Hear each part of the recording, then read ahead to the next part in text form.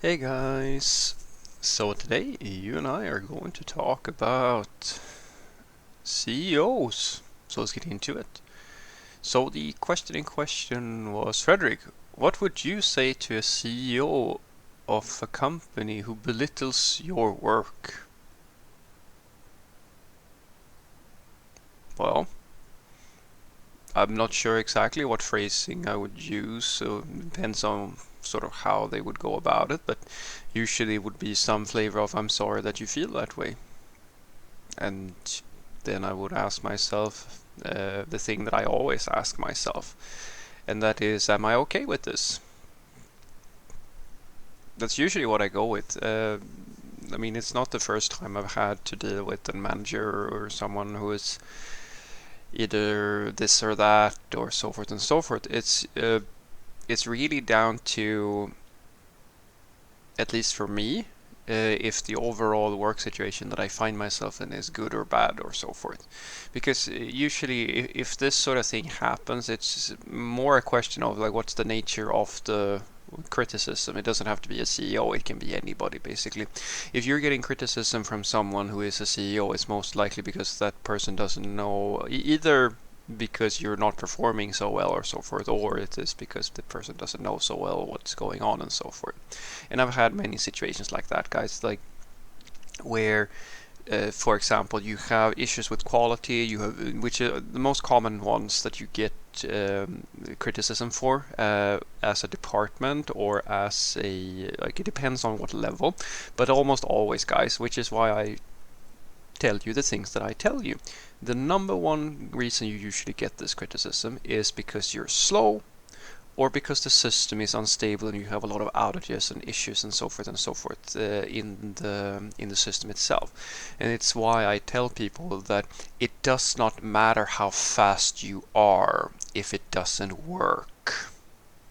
It's that simple, and the goal should always be to move at the highest speed possible without compromising with that like binary question. Does it work? Yes or no?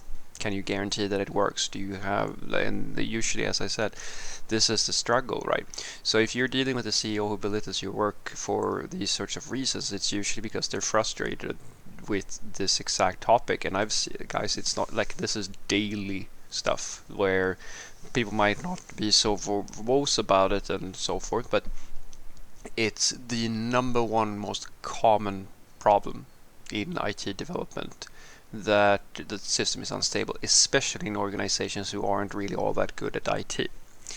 And so for me, it doesn't really matter so much if a CEO says that they're unhappy with it, because I understand that they're unhappy with it, because the reality is that software development is so difficult. Even at the team level, it's so difficult to fix this problem. At a company level, it's bordering on impossible for most organizations to fix this. And this is the thing that I specialize in.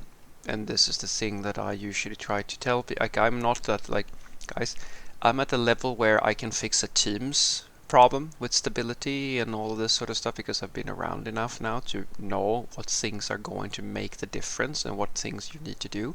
And I train enough people from the level of junior all the way up to senior level, so-called master level programmers who can't get this right.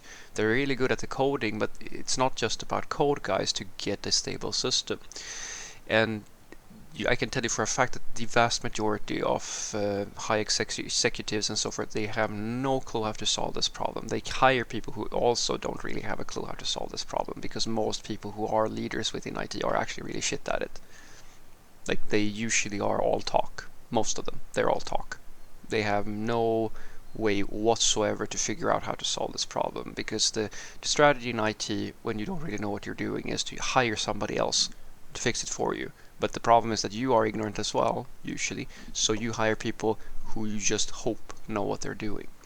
Which, incidentally, is the internal problem, right? How do you get someone who's good? It doesn't matter if it's IT or anywhere else. So for me, it's really a question of that. Am I happy, or yes or no? And I mean, being belittled at a personal level, that's happened as well, and been subjected to things that isn't all that pleasant and so forth.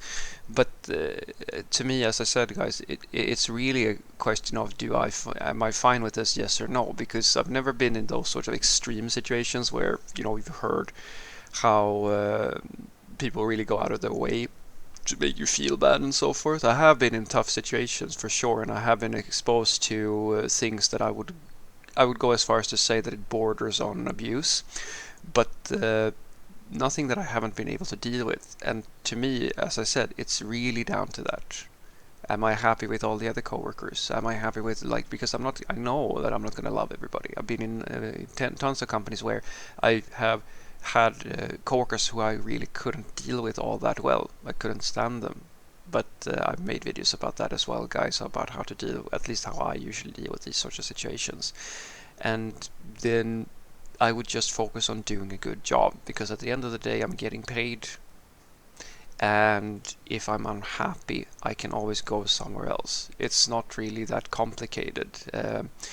You can, of course, speak your mind to people like this and stand your ground, but it's a personal choice, guys, because as I've said before, most people who have this attitude, who are who go out of the who do these sorts of things and become rude and so forth, are very rarely going to. It's very rarely going to matter if you push back.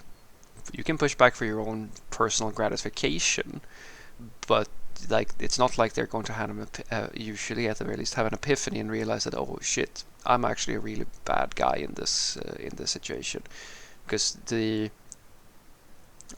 at least the mature people, unless your CEO is a 20 something, or maybe early 30s something, usually a CEO won't behave in this manner, and if they do, it's very likely that they have issues that are, it's beyond anything you can do by just telling them off.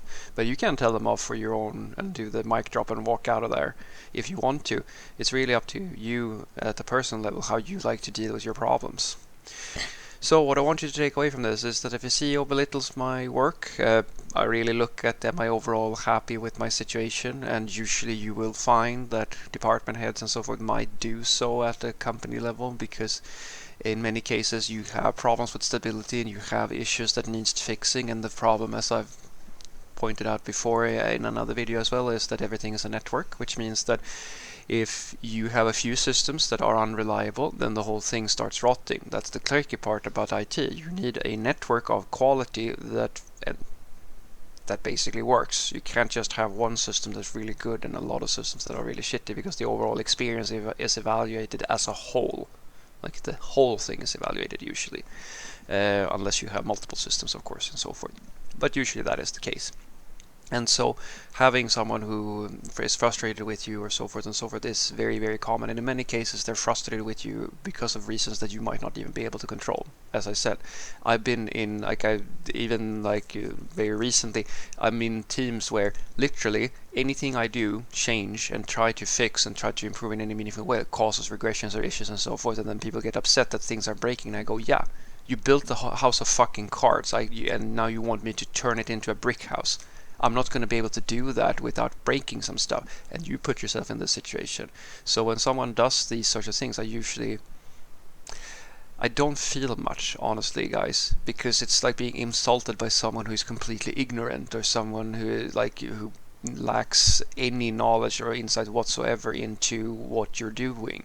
So if you're happy with the rest of your situation, just shrug it off and move on. There are people who will insult people for all kinds of reasons, whether they're in the right or in the wrong, and it doesn't really matter to them.